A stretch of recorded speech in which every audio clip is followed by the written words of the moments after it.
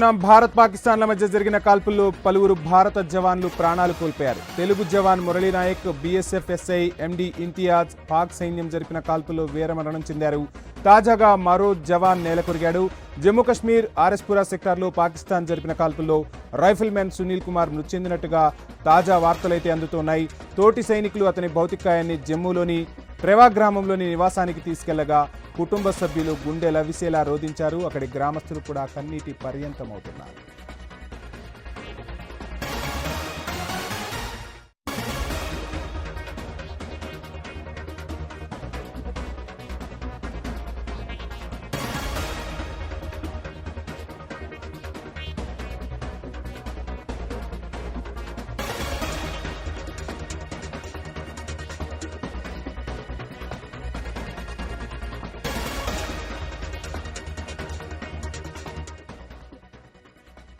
పాకిస్తాన్ల మధ్య జరిగిన కాల్పుల్లో పలువురు భారత జవాన్లు ప్రాణాలు కోల్పోయారు. తెలుగు జవాన్ మురళీ నాయక్, బీఎస్ఎఫ్ ఎస్ఐ ఎండి ఇంతియాజ్ పాక్ సైన్యం జరిపిన కాల్పుల్లో వీరమరణం చెందారు. తాజాగా మరో జవాన్ మరణించారు. జమ్మూ కశ్మీర్ ఆర్ఎస్పురా సెక్టార్లో పాకిస్తాన్ జరిపిన కాల్పుల్లో రైఫిల్ మ్యాన్ సునీల్ కుమార్ మృతి చెందారు.